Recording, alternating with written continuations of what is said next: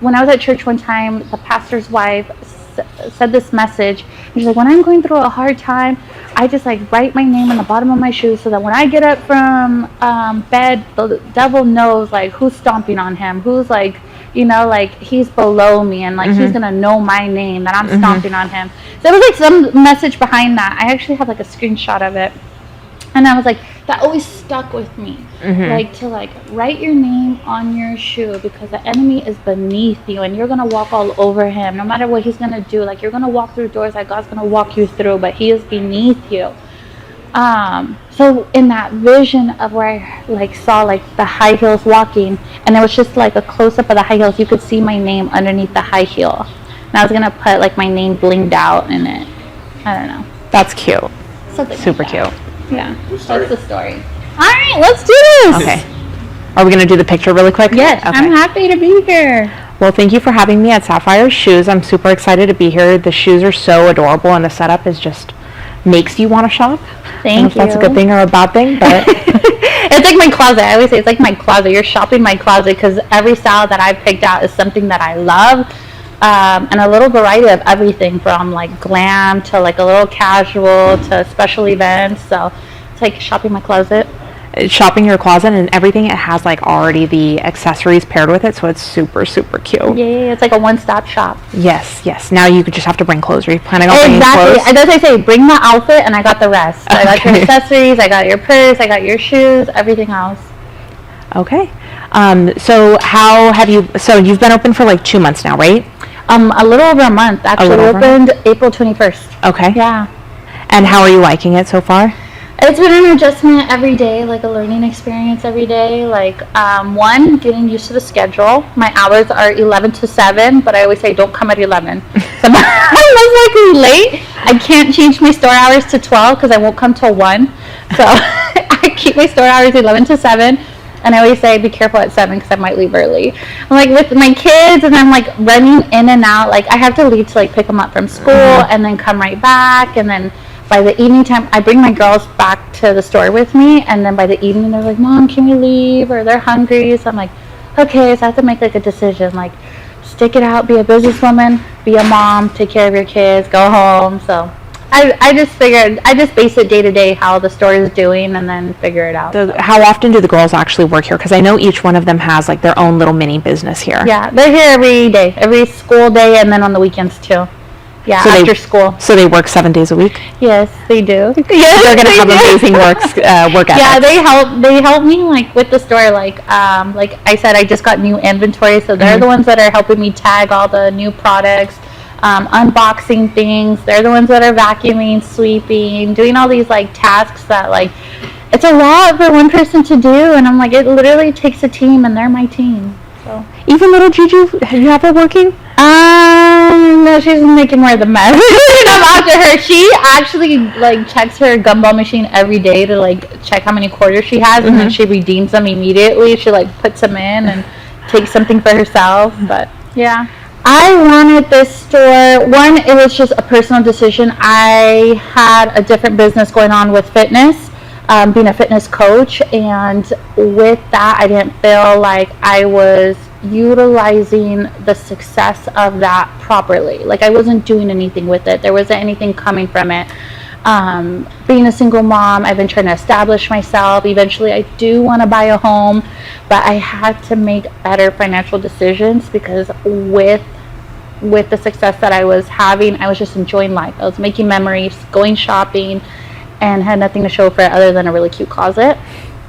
So when the idea to open up Sapphire, doing something like this, is something like I could collaborate my passion for shopping, my passion for like fashion, because I love sharing my fashion tips and what I'm wearing, the new trendiest things. I go through clothes like this. It allowed me to do that, but make it a business, and allowed me to like make better business decisions. So hopefully once this grows and I become more established, I can move forward to one day buying a home. So just using my funds more responsibly. Since Sapphire has planted its roots, and the foundation that this business has been based on, with allowing God to guide me through all of this. Like, he is behind all of this. One, just using his what he has set out for us, telling us what to do with our finances, being responsible with it, tithing, and that's actually one of the commandments: being responsible with your finances, being good with what he has given you, and so he can give you more. So with that, it's just reinvesting it into this business, doing what I need to do. Like I shared very transparently, I share on my Instagram, I went shopping yesterday and I found so many cute things, and I'm like, as bad as I wanted to take one of each for myself, I knew, like, no, we're going to get this because it is cute, but we're going to sell it. And this is going to take us one step forward to the ultimate goal. Like, you have to, like, do that. You have to make little sacrifices. So ultimately, the ultimate goal is to set up me and my girls for the future. And I'm not going to do that by building my closet. I need to build up my finances and take care of that. Move from consumer debt to assets. Yes. Was a huge hit to me.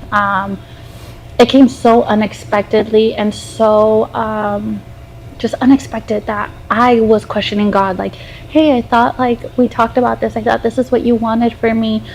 I was utilizing my Instagram platform for my fitness coaching. That was what was funding Sapphire. Sapphire was not self-sufficient at that time. So I needed my Instagram platform to fund Sapphire. So when my Instagram got wiped out, it removed that ability. And when the opportunity to come and make this a store came in February, I put all my savings into it. So put my savings into this in February. In March, got my Instagram taken away. So now I'm out of savings, out of my income completely. So it was like a double negative. And I'm venturing into a new business. And I was just thinking, like, Lord, what is happening? I thought we talked about this. I thought this was the move that you wanted me to step into, to walk in faith. Like, what's going on? How am I going to make it without my income? How am I going to, I don't know. I was just really confused. Is this not what you wanted for me? And when I was going through the whole process, one of the thoughts prior was, I kept thinking in my head, I had this thought, like, nobody's helping me. I'm doing this all by myself. I'm a single mom. Like, how am I going to do it? And it wasn't until I started going through the fire that I recognized, like, God was with me every step of the way. I have like, the wildest story of, like, when my Instagram got taken away and I shared it online, and so many people came to support me. I never once asked anyone to help me. People showed up. I felt like I was in a position, I didn't ask anyone for help because I'm like, I can't afford your help. I can't ask you to help me because I can't give you anything in return. So I'm in here and I'm painting. Me and my children are moving. I'm putting in these ceiling tiles. I'm like, how am I going to screw in these things? But someone showed up every day. Whether it was someone, David showed up to screw in the shelving, Cheetah, Vicky, they're helping me organizing, putting in barcodes, staying here till midnight, sacrificing so much time that I'm thinking, I cannot repay you for this. And I just kept thinking every day, like, Lord, like, I thought I was so alone, and I thought I was gonna, like, be in a worse position, but I see how, like, you're working to provide even more. Like, I couldn't have done it had I not have had this support showing up through you. It's just, even to the grand opening day. Grand opening day was a team of all my friends, and I even had a couple friends that have never stepped into the store prior to that. They showed up that day 15 minutes before the grand opening event, and they were like, how can I help you? What do you want me to do? And I'm like, you could just be in charge of getting shoes. You can just help with bagging. And they just did it. So grand opening day, I couldn't afford to pay anybody. I had put everything into the store, and everyone helped me, like, get through that day, and just completely supported me and completely just devoted, like, their time and energy into, like, helping me. And I was just like, I was so blown away. Like, I couldn't have done that. Like, but God can. Yes. Through people. Yes. Because I'm like, I didn't reach out to a single person. I'm like, I still tell them, like, thank you so much. Like, I just felt too embarrassed. I felt too like, I have nothing to give you. How dare I like ask you for your time, and like you owe me nothing to help me. But they showed up. So I've been following you for a long time, and I've noticed, you being a lot more publicly like expressing your faith or sharing your faith. What changed to encourage you to be more willing and to be open and grow closer to God? My journey. Yes. I've always had a background with I've always had religion in my life, my entire life. I grew up with a very religious dad. He had us going to church every Sunday. And through my journey of just being adolescent, I just rebelled, a natural rebellion. I'm independent and just grew away from that. Then became a single mom, and I just felt like I was in and out. And whenever things were really bad, that's when I was in. And then when everything was really good, I was out. I was doing good by myself. It wasn't just till recently that I feel like I kind of hit a point of just like, I call it maturity. I hit a final level of maturity where I was just like, okay, I'm just tired of doing things by myself, and I just don't want to live like this anymore, and I know better than this, and I can't just keep doing that, and I want more for myself, just like I want to make better financial decisions. Like, I can't just keep living life like this anymore. In my relationship, I was just still in the same repetitive type of relationships that were getting me nowhere but heartbroken. And through that, I just felt like I finally just made a decision, like, God, okay, we're doing this. Like, I'm going to do my best in following in what you are asking of me. And I don't want to do it my way anymore, because as much as I may have a good time for like a month, it never works out. And ultimately, I want what God wants for me, because I know He can do so much more than I'm capable of. So just unlocking that, and I know I couldn't do that without just devoting my life more to Him. And through that, I just feel like on my Instagram, I had a large Instagram platform, and I feel like I may have, I know I didn't build it on the right foundation initially, just because being in fitness, it can come, I know at the very beginning of my fitness journey, just not being very modest, not being very, I don't know, just not building my following on the best foundation, respectable foundation. So I just had to recognize that, and then just start changing my ways. And I just feel like with that, it just comes with just being transparent, sharing my journey. Hey guys, like, this is what I have to share with you today. Like, this is what God's doing in my life right now. Like, or like, hey, like, how can I pray for you today? Like, I just feel like we all need that a little more encouragement in our life. And how many followers did you have when your page got taken down, and what are you back up to, and about how long has it been? I had 150,000, and now I'm currently at 14,000. It's taken 2 months now. That's pretty impressive. 14,000 followers in 2 months. That's really impressive. Yeah, and what I say now is like, I had to grieve the 150,000. That hurt, because I felt like I made it a part of my identity as much as I denied it then. I can say now I did make it a part of my identity before.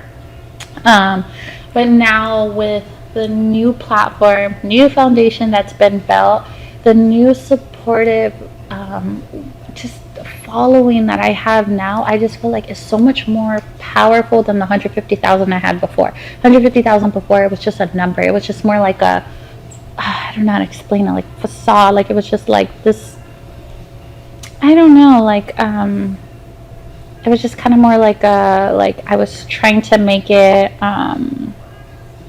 my, I don't know, like,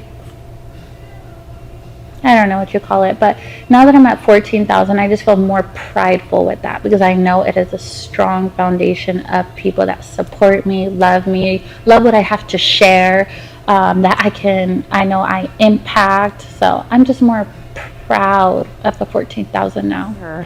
How did you get so good at it? Because you talk to us like you would think that I'm like sitting right next to you. I would say anyone that's trying to build their platform is to be yourself, be transparent, right? Transparent, be authentic, just show who you are. And I think I think we self-doubt ourselves, or just feel like this isn't good enough to post right now. This isn't good enough content. I'm not put together well enough. I'm not driving the nicest car. I don't have the best job.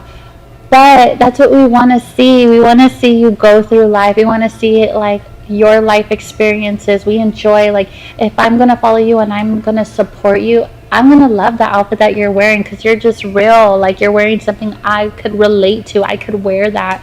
And you're going to naturally attract the people that are for you, that are going to support you by being yourself. And just that, just share, I think, as much as you can and are comfortable with. Share as much as you can, because you don't know who you're inspiring. You don't know who you're impacting. Whether you're going through your own journey, and just like me, I just share my own journey and don't realize how many people I impact until they come to me like, hey Crystal, like, your story as a mother like encourages me. And I'm like, and I've never met them before, so you don't realize it. I'm just jumping on here and I'm like, I'm giving you guys my daily diary today. Like I said, like, I don't have a partner, so it's like I make you guys a part of my life, and I'm giving you my rundown of my day, what I'm eating, what I'm doing, what I'm up to, what I'm just wearing, what happened with the kids today. So you guys are like my partner for now. So I just feel like if you want to grow your following, the people, you're going to attract the people that are meant for you. Yeah. Yeah. Does it ever get awkward for you when people come up to you and, like, you've never met them, but because they've been following you for so long, they, like, know your whole life?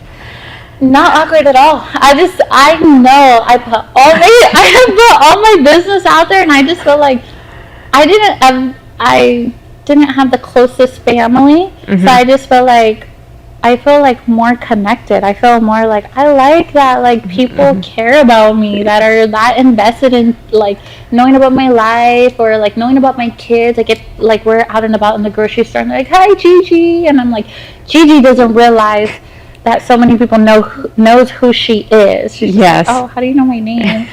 And I'm just like, I like that, because it makes me feel special. Like, somebody actually cares about me. Somebody actually, like, looks forward to me. Like, that is a really good feeling. Like, it's like I don't have the closest family, but it gives me that feeling of, like, somebody loves you, somebody wants you, you're important, you matter.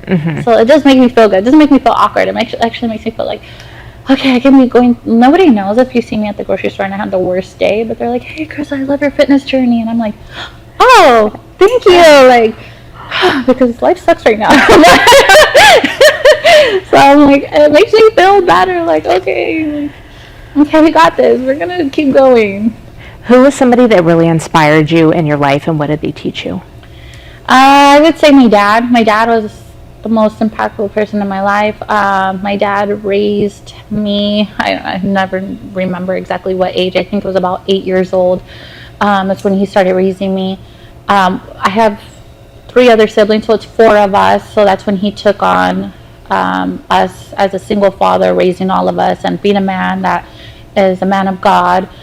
Instilling all the things that he did into me. I'm just so grateful for it, because the older I get, the more mature I get, I recognize the value in everything that he has instilled in me, because I wouldn't be the woman I am today without that. It may have been a little rebellious and hard-headed before, but it is kicking in now, everything that he instilled before. Like they said, like, train up a child and the way that they should go, and they will not depart from it. Yes, and I did depart from it from a little bit, but I came back. Yes, I came back. So it's like, it was worth it. So for those parents that feel a little discouraged, that they're just trying to raise up their child, don't be discouraged, because they can come around like me. It's like I started off as a young mother, and I thought I knew everything, and I was Miss Independent.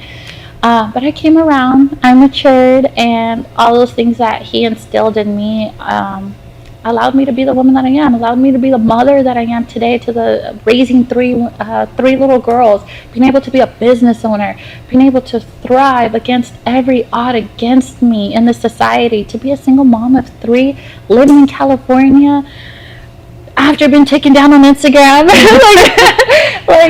feel like I have every odd against me, and I'm still making it. So I'm just feel like I'm so grateful for my dad to have raised me the way he did, and to make me a woman of God because of what he taught me. Yes. And what do you feel like, what is the biggest hurdle that you've had to overcome? Not maybe just with the store, but in life. What's the biggest hurdle where you feel like you learned the most from it? I've had a lot of hurdles. Depends on the situation. I think honestly it's just trusting God. I think my relationship with God. It's like I said, like I've wanted to control my own life since a very young age.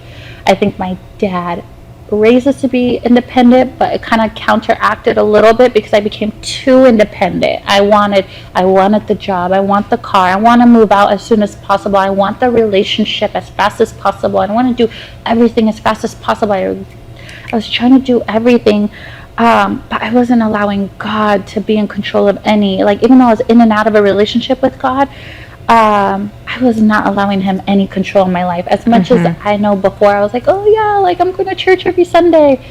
He had no control in my life and my finances and my relationships and my home, nothing. There was in no way was he applied in any of those areas. I may have been going to church, but I was not applying his word in any area. So I think the biggest hurdle was just like being mature enough to say, I'm going to do this. I'm going to have a relationship with God. I'm going to do things God's way. If I'm going to walk the walk or talk the talk, I got to walk the walk. Yes. I think that's where it came to. So that was the biggest hurdle, just like getting out the way. Stop doing things Crystal's way and allowing God to like, all right, we're going to do it your way. Yeah. I'm not just talking it anymore. Like, all right. How hard is that I think one of the sayings that I heard one time was, we make our own decisions and then we ask God for God's blessing when he never signed off on it. Yes. I had the biggest revelation. This is embarrassing. My last relationship, and I was this naive. I went in the front of the church. This was my slap in the face. I went in front of the church and I was just like, I want to bless this relationship. Can you pray over us? And they're like, first of all, you got to ask yourself, are you doing this relationship God's way with his, the way he asked us to do relationships before marriage? Are you applying those things to your relationship? And we're like, no. And how do you ask for his blessing of a relationship? You're not even doing it God's way. Start doing it by God's way, and then he's gonna bless that relationship. If you guys are supposed to be together, God's gonna bless that. You don't have to ask for the blessing. He is going to bless it. He's gonna allow you to be together. There's a reason why there's so much turmoil. There's a reason why this is not working out. There's a reason why. So start with that. And I was just like, oh, okay, yeah, and that revealed a lot to me, where I'm like, oh, like I got into the relationship first, then I asked for God's blessing on it. I'm like, God, this isn't working. Come on, bless it. Make it work. Come on, I already found him.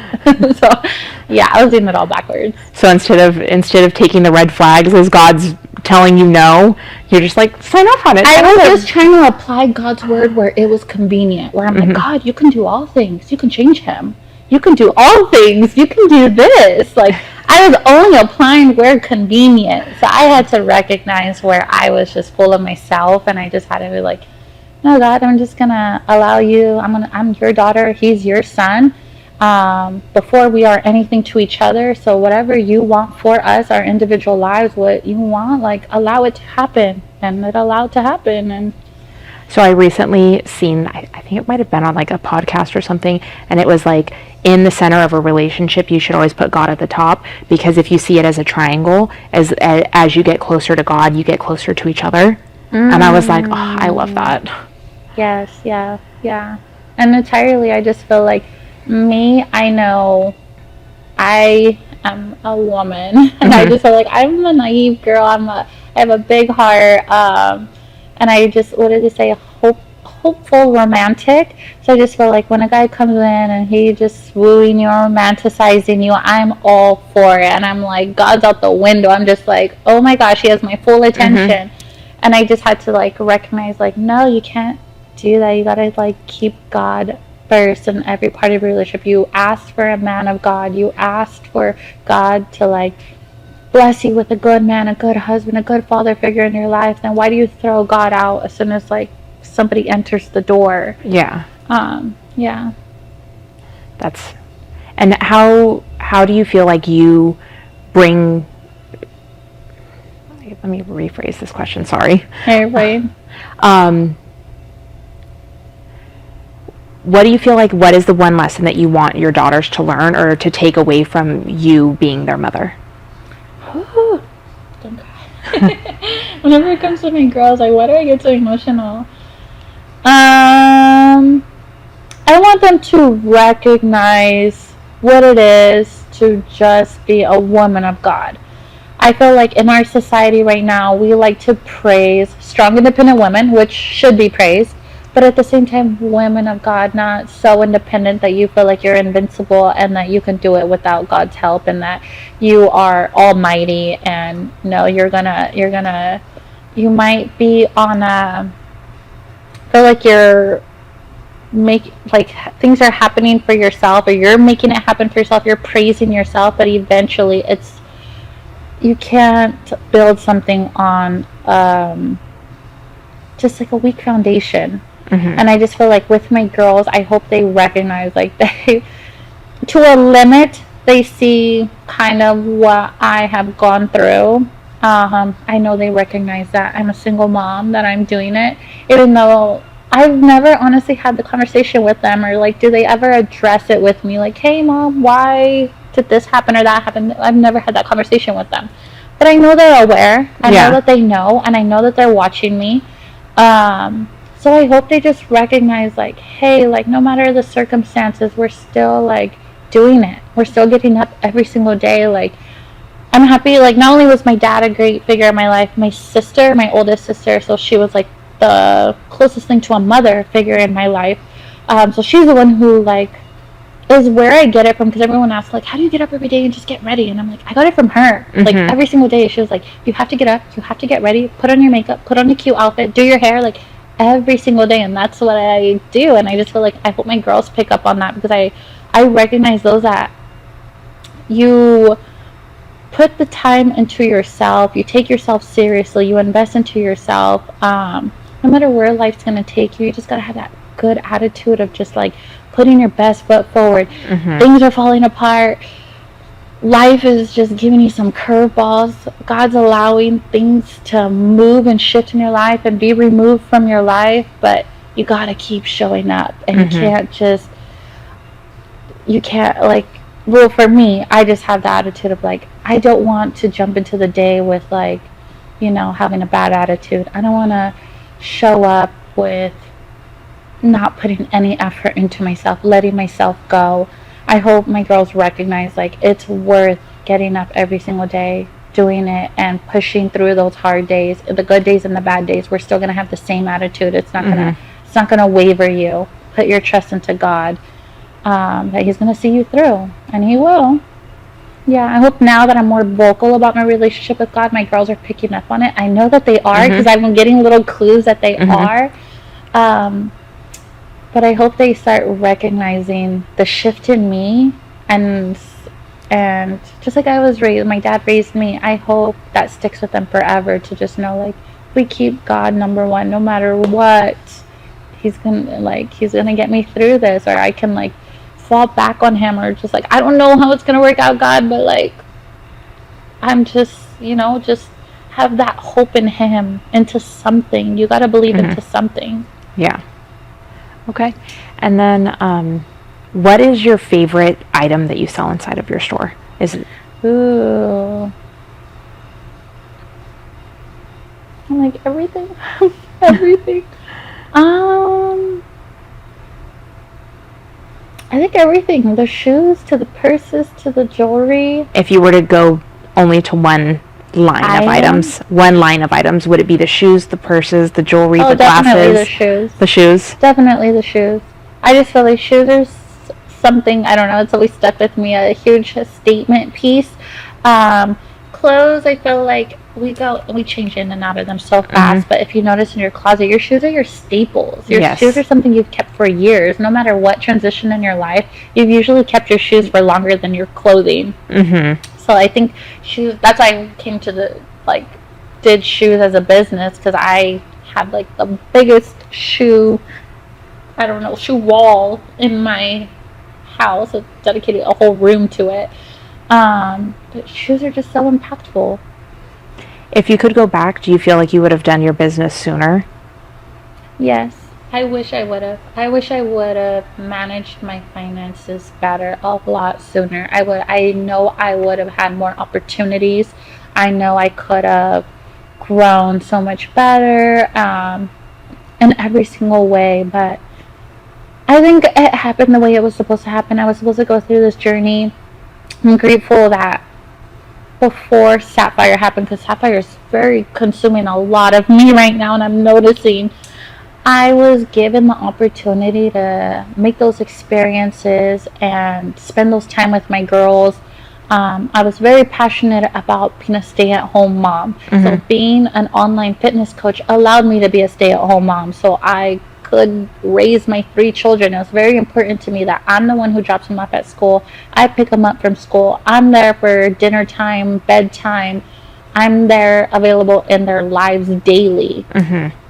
So I wish I would have done Sapphire sooner, but at the same time, I wouldn't really trade the years that I got to be able to be the mom that I wanted to be. I had the opportunity to be that stay-at-home mom. Now my youngest is about to start school in August.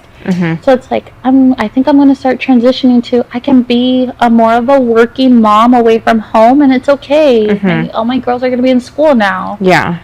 So I'm happy I got those years with them. That's really good. Sorry. I know, I want to bounce them back to you. Okay. Do you want me to start? Okay, you can start. Yeah, I'm like, this is all about me, but you too, you're very inspiring as a working mom, 4 children. Yes. How do you balance children, work, and yourself? That's what I love about real estate is even when I first started as a property manager that was on site, the reason why I ended up in property management was because the question that I was asking myself is, at the time I only had my son, what job can I do that would put a roof over my head that would allow me to be there with my son? And still to this day, even though, I own my own brokerage, even today I was working from the pool. So that's what I love about real estate, and that's the only way that I am able to balance it. So I'm always there, but I might be on my phone. Yeah. And I'm like, I think you love being a working mom, just like I love working too. I actually look forward to it. It's not a chore to me. I look forward. I love that what we're able to provide our kids by our work ethic. I'm proud of that. Yes, and being able to solve really, really big problems. That's one of the things that I love too, is that, I've been doing this for so long that sometimes people call me with some really challenging problems, and because I've been doing it for so long, I'm like, oh yeah, you just do this. It's not a big deal. Yes, and it comes easy to you, and you're able to manage it. And it's very fulfilling. Yeah, and that's how you're successful at what you do, because of the time that you devote to it. Yes. Yes. Thank you. That's awesome. I forgot the questions that I had last time, because we got into some really good stuff. But just being, you're a woman of God as well. How did your faith grow to what it is today? So that I grew up in and out of church. My parents weren't as consistent. They didn't always have me there, but my son, he was really giving me a hard time for a while, and there was part of me where I was on the verge of spending all of my money and sending him to a boarding school. And I was like, oh my, I can't do this. And then the more, because I took a lot of time, I was really, really thinking about it, and the more time that I researched it, what were these boarding schools doing, it was a lot of church or faith-based things, and I was like, okay. And then a lot of the times these kids, they go to boarding schools, and when they come back home, the environment doesn't change. So what I did is I invested, and I sent all of my kids to a private Christian school in Lompoc. And awesome. And I didn't want it to just be just sending them there. there has to be buy-in, and there has to be a change in me too.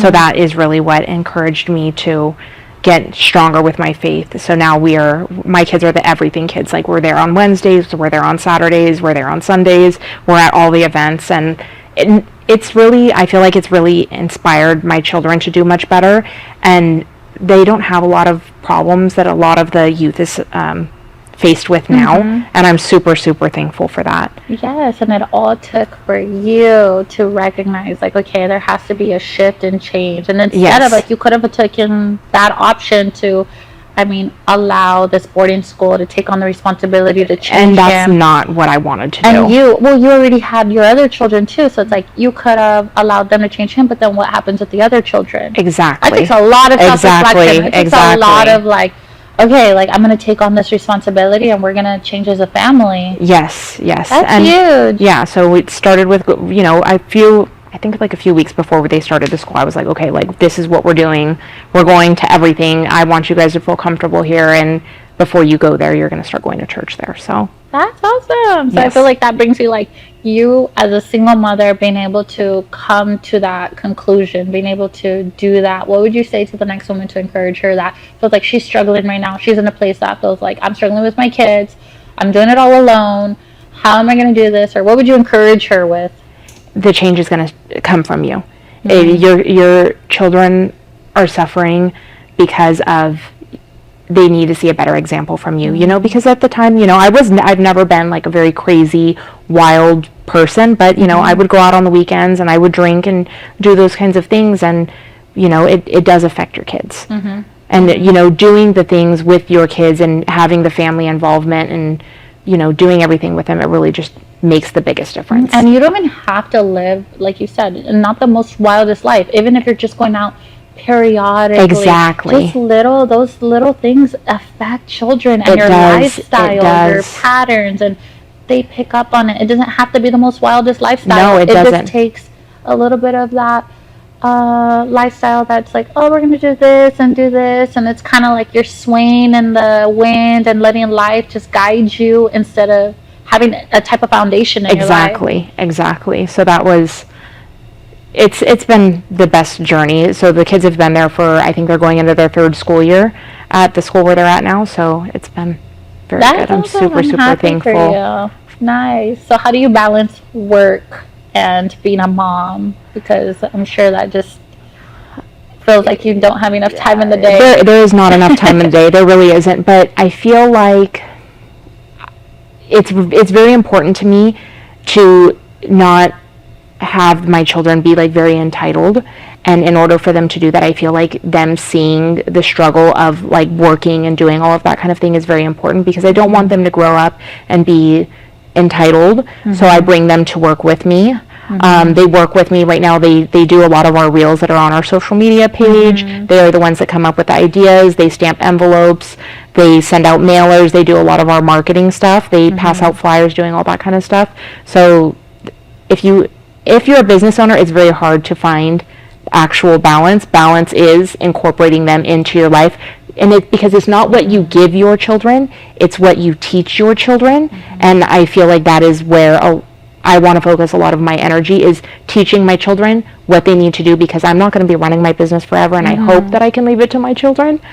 Yeah, I'm like, that reminds me of you. Reminds me a lot of my father, because that's what he instilled with me. He's always been a businessman, and I resented for so many years that as he did investment properties, but he was so hands-on, and at a very young age, we were in there painting these houses. We were in there ripping out the carpet. And as a young girl, I don't want to be doing all that. I want to hang out with my friends and do cool things and not get dirty. And like, I don't want to do all that stuff. But I was in there, and I despised painting for a long time. But now, look at me. Who painted your store? Exactly. Oh, Life Lord, skills. I see what you did there. I see it now. Like, okay, like, yeah, that's, I'm like, I have so much more appreciation now. Like, I feel like I owe my dad $1 million. I'm sorry. I'm so sorry. I'm sorry. I was just so rebellious. I didn't understand what you were teaching me, but it comes around. So like, that is so important that you're doing that now with them. And maybe, I don't know how your children are, because I know how my children are. Mm-hmm. My children may not have like the bestest, most excited attitude when they're doing it, because I'll say, hey, can you vacuum? And they're like, yes. They don't really want to do it. Yeah. I know they don't want to do it. But they have to. I need their help. But I recognize in them, I was in your place, girl. I was you. I know it's not fun. I know you want to hang out with your friends. And I give my girls, they have cell phones. They have everything. They still get to hang out with their friends. But I know later on they're going to recognize the work ethic, and it's going to be built in them. They're going to know what it takes. That when you do something, you take pride in what you do. You take care of everything that you do. Like, I didn't just open a store. I made sure like I put everything into this store, you know, like I feel like I'm very prideful in what I was able to display and put out here, and I hope my girls recognize that too, that it takes a lot of time, attention to detail, investment, just work ethic, and they're gonna recognize that. Yeah. I feel like they are going to start off life with a lot more life skills than most kids. So, and that's one thing that I don't think that they recognize now, but... No, but I had it. I don't know, were your parents business owners, or where did you get it from? My parents are not business owner. It was my grandmother, and a lot of it was just, they owned restaurants, so I would just be around and, you know, working from like probably 12 years old. I would work with them to being like a hostess or doing those kinds of things. But I feel like for me, the biggest life lesson, because I grew up in Paramount, which is like over the bridge from Compton, but then I would go with my grandmother, which lives in like Westlake Village, Thousand Oaks, like right next to Calabasas. Yeah. And the lifestyles were just very, very different. And she used to take us on cruises and take us to all of these very nice places. And one time she was like, I'm not doing this to show off. I'm doing this to show you that there's a different side to life. You can choose to live like you've grown up, or you can work really, really hard and you can have a life like this. And I was like, okay, I want that. I don't want that. Your grandmother. Yes. That is amazing. Yes. That again, it just takes she had to go, I'm sure she had to grow and do a lot of things before she recognized that, to be able to offer that to you. That wasn't given to her, but it was so important to her to instill that into you. Yes. And do you see the generations it took to become the woman that you are today? Yes. It didn't just happen in one generation. And we're mothers now, and that's why we take it so important. Like, I'm raising the next generation. I have that responsibility now. I can't keep living like the way I'm living and being this young girl. Like, I gotta be responsible. I'm raising them, and they're gonna be the next business owners, hopefully, you know. Yes. So that's awesome. We have to be very conscious about what we're showing them and what we're teaching them, because whether we're going out and drinking, you know, every once in a while, or we're here running a business, we're showing them and we're teaching them something with everything that we do. And I think, honestly, I've come to this self-reflection. I don't know if you've noticed, but I feel like if you recognize our world nowadays, and that's why I give so much gratefulness to the father that I had and what he's been able to instill in me, and I recognize that others didn't have the opportunity to have a parent that was able to teach them, raise them, instill those things in them, and see how much harder life is for them. I'm like, we may both be single mothers, and we went through hardships, and we did this, but why was I able to overcome it? Why was I able to push through? Why was I able to have something to believe in? Because of who my father was, because of what he instilled in me. And I see how much harder it is for the other person that didn't have that opportunity. They didn't have a parent that poured into them. They didn't have a parent that taught them what to do. They didn't have a parent that said, hey, like, to have a relationship with God, to know who God is, and never introduce that into them. So now they're growing up in life, and we're facing the same experiences, but we're having different outlooks and different outcomes. Why?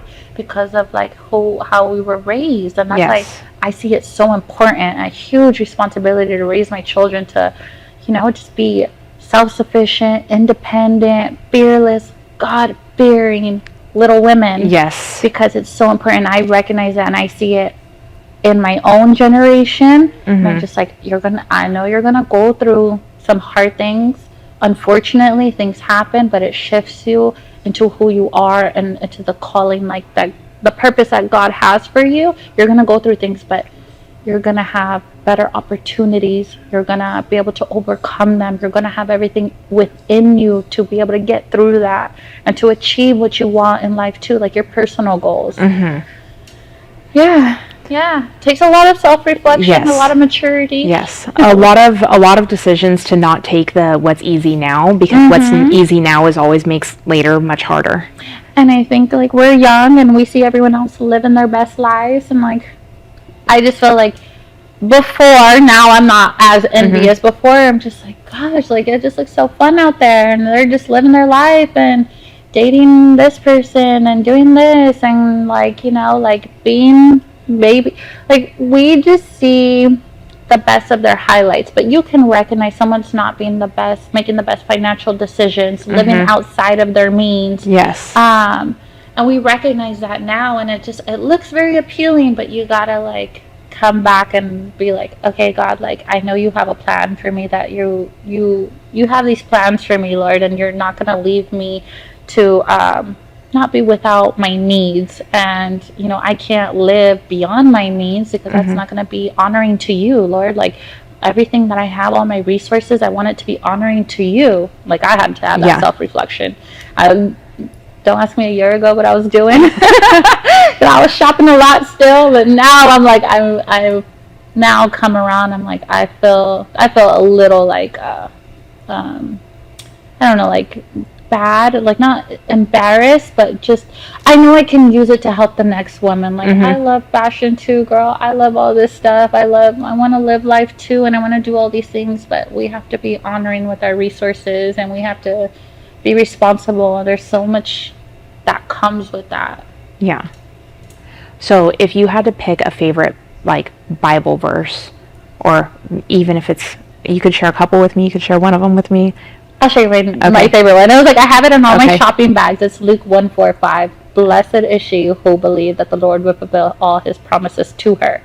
This verse was one that I found. It was actually, my daughter's now 9. It was found when I was going through, I describe it as the worst custody battle with my daughter. I just feel like the details in it was just so heart-wrenching. It was just very bad. I was going through this custody battle, and I just felt so hopeless, and I was just like, Lord, like, I just want to be a mom. Like, I was raised by my father. I didn't have my mom in my life, and I felt like I was battling all the odds of just being the mother that I never had. And I'm like, Lord, I'm trying. Like, I know I made decisions. I got into these relationships when I shouldn't have been in them, but Lord, I'm trying to still, like, I want to be this mother. I want to be in their lives. I want to raise them, Lord. And when I was going through this custody battle, my father, like, he kept praying, like, he was calling me every day. My dad was my rock during that season, and just still praying for me every day, like, hey, like, this is what God says about this. Believe in his promises. And when I went into the Bible, I found that verse, Luke 1:4-5, and it says, blessed is she who believed that the Lord would fulfill his promises to her. And I held on to that, and I was like, I went through my battle. And even though through that custody battle, it didn't even work out how I wanted it to work out. But it worked out. It was fine. I was okay. It wasn't how I wanted it, but it was okay. My daughter's fine. My daughter has her two parents in her life. And that's what I have that testimony for the next woman. It's okay. Like, I know we love our kids and we want them all to ourselves, but you gotta, like, understand, we gotta share. Yes. We have to share. And I had to understand that. And I'm just like, God was faithful. He was faithful. So keep believing. I'm saying you're going to be blessed because you believe in his word, and he's always going to be faithful to you. So believe in that. And Luke 1:4-5 says it. He says it right there. So that's why I put it imprinted on my bags, because all through every single journey, every single time I felt like, oh my God, this one's going to take me out, Lord. I don't know how I'm going to get through this one. But blessed is she who believed that the Lord would fulfill his promises to her. And I felt like Sapphire, I felt like it was a promise to me. Like, I talked to him about it. I prayed through this. I built it with his guidance, and he guided me to be here, to be able to open the doors to this huge blessing. And why did you choose Sapphire Shoes? Does Sapphire have any meaning to it? It didn't, actually. I'm surprised. It didn't. It's kind of wild. It was actually, I was just looking for something cute, catchy, fun. I'm on social media, so I need something that is trending. And it was actually me and a couple best friends. We were just thinking, brainstorming, like, what can we name it? We're throwing random things out there. At the end of all, it came out. It was just like, shop Sapphire Shoes. And I'm like, oh, that's catchy. That's so perfect. And Sapphire happens to be my birthstone, because I'm born in September.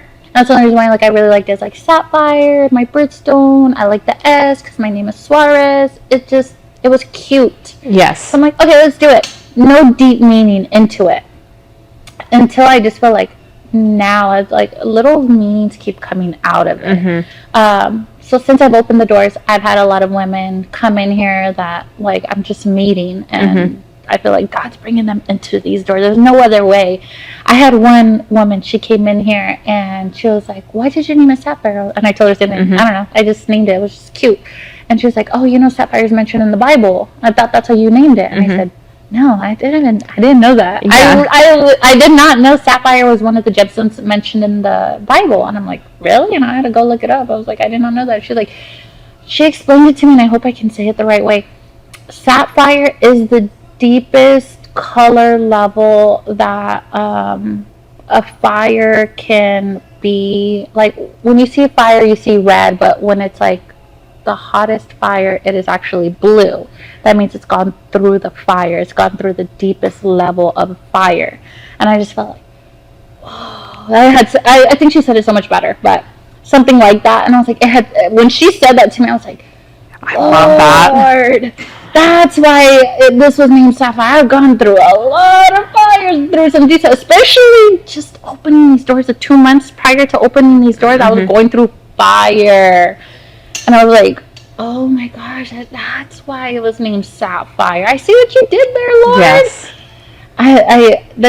I just truly believe God's hand was in every single detail of this place, even when I don't even recognize it. It's later revealed to me God was there, every single bit of it.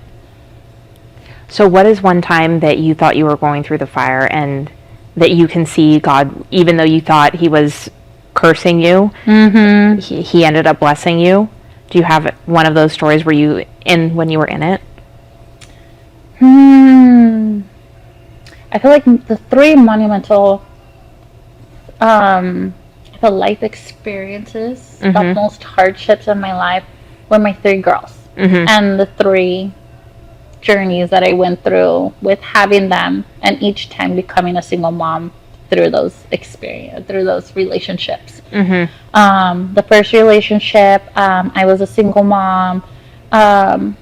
I guess I was so young that it didn't hit me as hard. I was just like trying to figure it out. I was so confused. What are we doing here? Okay, I guess. I don't know. So young and just trying to get through life. The second one, I think that's when it hurt me more. Because I was like, oh my gosh, I'm going to be a single mom a second time. Like, this is not what I wanted for myself. This isn't what I see for myself. Lord, why? Like, why do I see everyone else get to be a family? And like, that's all I wanted, Lord. Like, I'm not asking for much, but like, I didn't understand it. And then like, with the second one, I went through a really bad custody battle, and it was just so hurtful that I was just like, oh my gosh, like, I just didn't understand how I was going to get through that. And my sister was one that told me, she's like, Crystal, you're going to get through this, and it's going to be because you need to be the testimony for the next woman, because you're not the first one to go through it, and you're not going to be the last one to go through it. There's women before you that have gone through it and have overcome it, and you got to get through this so you can help the next woman. And I'm like, oh, they give me a little encouragement, like, okay, it's not just me, this happens to a lot of people, like, I'm going to be okay. But it was hard. It's hard when it happens to you. You can hear someone else and encourage your friend, like, oh, you're going to be fine, you're okay, God's got you. When it happens to you, you're like, it just felt like the worst. Like, you're just like, the world is ending. Yeah, that's how I feel. I just feel like I'm supposed to believe in your word, Lord, but it feels like really hard to just like, I have to try extra hard to really overcome my own thoughts. And then when it happened the third time, like, I had my third daughter, it happened again, where I found myself to be a single mother again. And I was like, Lord, like, I don't know why. Well, I do know why. I didn't. If I got into the, I have to recognize now. I can't speak like that anymore. I recognize I got myself into relationships first without him, and then when they didn't work out, then I wanted to blame God. God, why'd you let this happen? I never allowed him to be. I never even let him have any say in those relationships. And then I want to blame him. Yeah. I had to take some self-reflection, and now I do recognize that. But I found myself in that place after my third daughter, third relationship that didn't work out, and I'm going to be a single mom again. And I'm like, why, Lord? Like, what did I do so wrong to deserve this? Like, why? Like, I try to live a good life, Lord. I try to do things. I'm not perfect, but like I said, I don't live a wild life. Maybe I get into these relationships I shouldn't be in, but that's the worst that I do, Lord. But I just think I had to take some accountability. I had to take some responsibility. And I had to recognize that God has a journey for me. And I went my own way, but God can still use me. Mm-hmm. I'm not just like, oh, you have 3 girls, you have nothing to say now. You're like, you have no story now, or just like you have no I don't know. I know that's what society wants you to believe, that like, oh, you're this woman that had 3 children, they have 3 fathers, like, who are you? They want to look down on you, they want to ridicule you, they want to do all these things. But then now I'm just like, that's what makes my story that much better. That's what makes it that much more impactful, because I can say from experience that even through all of that, God's still using me, and He's still going to help me bless the next woman. Like, I can guide the next woman. I can try my best to help her avoid living that way. Yes. But yeah, it was just through those 3 big monumental times that, yeah, those I feel like have built me to be the woman that I am. Yeah. How about yourself? Do you have any moment or moments that you felt like? I think the biggest one would be when I left my kid's dad, because I left with nothing. So I felt like, I felt very betrayed because I left with nothing, and I went from like up here to like down there really, really quick. But I feel like when he did that, he was doing that in a way to make me trust him more, to be like, look, like, I did this to take you through the fire to bring you out on like a way better position, because now I'm standing on my own 2 feet and nobody can take anything from me. I'm not leaning on a man where he can pull the rug out from me underneath me at any time. So yeah, and as I said, like, we love a strong, independent woman, but that's based with her foundation on God at the same time. Like, we want to praise you, but still give God His glory. Like, say, like, I know we built this, like, we are strong, independent women, but we still did this with God's grace over us. Yes. But yeah, that's did you have a relationship, like a good relationship with like your faith at that time with God, or how did you even find the strength to leave your children's father that like you had 4 children with? Yeah, that was rough, because I was with him at that point like more than half of my life. So I was with him from like 15 until I was like 32. Like 17 years. Yes, it was a very, very long time. It was either him or me. One of us were gonna die. It just got bad. Yeah, it was just really, really bad. So to find the strength was, I just couldn't. I just decided, like, I can't live like this. I'm not going to live like this. And living literally, like, when I left, I was at my mom's house in 2 bedrooms with 4 kids. So to go from where I was at to that, and then, but just going through that, like, if I can make it through that, like, I barely graduated high school, like, there's nothing special, like, about me at all. What's special about me is God. God gave me the strength to be able to stand up and be able to do all of the things that I needed to do to be where I'm at today. That's like very encouraging right there, because I believe that too. I recognize that too. It's like, you don't have to be that woman that has like the best credentials. You don't have to be the one that had all the favor in her world, had everything set out for her. God's gonna use you where you're at, with the background you have, with the least resources that you have, and He's still gonna use you. And He's not playing favoritism. Like, He still has a plan for you. Like, you're still so valuable, like, with your purpose. So, like, I hope, like, the women that are watching this recognize, like, girl, it doesn't matter what happened before. It doesn't matter what you don't have, or what you feel like you're at a disadvantage because of. No, that in God's world, it's like He has a purpose for us all. So one of my favorite verses is, look at the birds in the air. They don't toil, or they don't search for food. They don't think about what they're going to eat. They don't think about what they're going to wear. And your heavenly Father feeds them. Are you not worth more than they? That's beautiful. Yes. That's one of the things that I was, when I was sitting there and I'm thinking, like, oh, well, how am I going to do this? Well, how am I going to do that? Okay, well, just get up and do it, and you will figure it out. Yes. You got to put a little action behind it, but God's got you at the same time. Exactly. I think a lot of people like have a little misconception too. You think like God's just going to come with a silver platter and just be like, okay, I opened the door, you prayed for it, here it comes. No. You got to go out and work for it. Yeah, and you might go through a little fire. Yes. Go through a little bit of a fire. It might sting a little, might be very uncomfortable. Like me, my experience was the past 2 months super uncomfortable. Yes. Very humbling. Like I said, I was living very comfortably to going to like on my face, like, oh, okay, Lord, like you just switched this up on me. Hold up.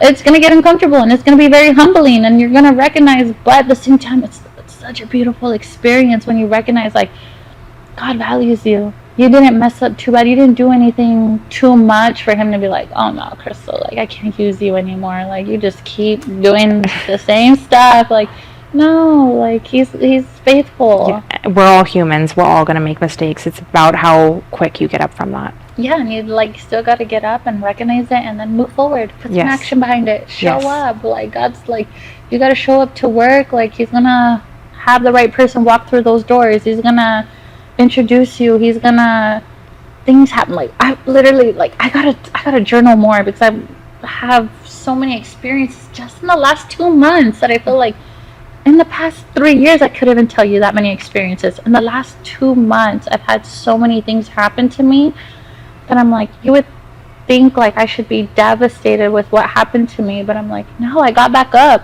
And I have this renewed like it's not how I wanted it to be, but I know it had to have happened.